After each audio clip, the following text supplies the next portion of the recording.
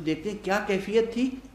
پیغمبر کا چہرہ لہو سے لال تھا، زخمی تھے، اور اس قدر نحیف ہو گئے تھے، کمزوری جسمانی محسوس کر رہے تھے کہ آپ نے پانی طلب فرمایا. جناب امیر المومنین ڈھال میں پانی لے کے آئے. بی بی جناب فاطمہ نے چلو چلو پانی لیا، بابا کے چہرے کو دھویا، بابا نے وضو کیا، اس کے بعد بیٹھ کر نماز پڑھی. جب میں نے تاریخ میں یہ ہیبت ناک واقعات پڑھے اور یہ مرقع نگاہوں کے سامنے سج گیا تو بے اختیار دل سے ایک فریاد بلند ہوئی، یا رسول اللہ، آپ زخمی تھے، آپ کا چہرہ لہو لہان تھا، آپ کی بیٹی تڑپتی ہوئی آئی، مگر جب آپ نے پانی کا تقاضا کیا تو پانی مل گیا نا. علی ابن ابی طالب ڈھال میں پانی لے کر آئے، اور آپ تھے اور آپ کے سامنے آپ کی بیٹی نے چلو چلو پانی لیا، آپ کے چہرے کو دھویا. یہ دیکھ کر منظر، ایک باپ ہے، ایک بیٹی ہے، درمیان میں پانی ہے، بیٹی کی چلو میں پانی ہے، بابا کا چہرہ دھلا رہی ہے. مجھے وہ بیٹی یاد آ گئی جو روز عاشورہ اپنے بابا کو بار بار دیکھتی تھی، کہتی تھی بابا پیاس سے جان بدن سے نکلنا چاہتی ہے، روح جدا ہو جائے گی، موت طاری ہو جائے گی، شہادت واقع ہو جائے گی. بابا میں پیاسی ہوں، امو جان میں پیاسی ہوں. یہاں ایک باپ اور بیٹی کا منظر ہے، وہاں ایک باپ اور بیٹی کا منظر ہے، لیکن دونوں جگہ دیکھیے طاعت رب، دیکھیے طاعت رب، دیکھیے عصمت، دیکھیے اس عصمت کو دیکھ کے تقویٰ سیکھیے کیا ہے. وہاں بھی زخمی ہیں، نماز کی فکر ہے. کربلا میں بھی پانی نہیں ہے، وضو کے لیے پانی میسر نہیں ہے، مگر نماز کی کیسی فکر ہے.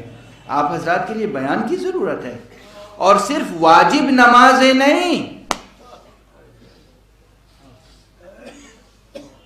تطوع شکرانے کی نمازیں. ہم لوگوں کے ساتھ صورتحال یہ ہوتی ہے کہ ذرا مصیبت ہو جائے، ذرا مشکل پیش آ جائے تو نماز کو تاخیر سے ادا کرتے ہیں، قضا کر دیتے ہیں، بعد میں قضا کرتے ہیں. آقا حسین میدان کربلا میں لاشوں پہ لاشیں اٹھا رہے ہیں، اور ادھر ایک صحابی نے نماز کا وقت یاد دلایا. آپ نے دعا دی اور اپنے اصحاب کے ساتھ نماز پڑھی اور اطمینان کے ساتھ نماز پڑھی. فقہی اصطلاح میں اسے نماز خوف کہتے ہیں. اس کے یہ معنی نہیں ہے کہ امام پر خوف طاری تھا. فقہی اصطلاح میں نام اس کا نماز خوف ہے. امام نے نماز پڑھی. یہ کون سی نماز تھی؟ نماز واجب. نماز واجب جو میں نے ابھی عرض کیا، تطوع مستحب نمازیں، نافلہ نمازیں، شکرانے کی نمازیں. اس نماز کو کوئی بھول سکتا ہے جو آقا ابو عبداللہ الحسین نے اس وقت ادا کی ہے جب اپنے ہاتھ پر وہ فدیہ پیش کیا ہے جو بظاہر بہت چھوٹا تھا لیکن وزن میں بہت بڑا تھا.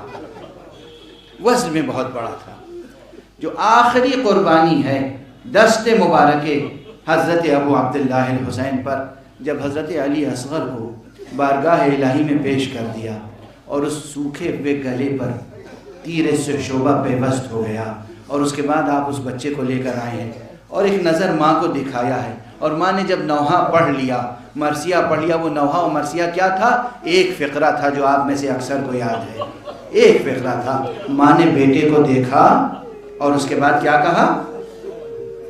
بنیا امثلک ینحار، بیٹے میرے لال، کیا تیرے جیسے بچے بھی نہر کیے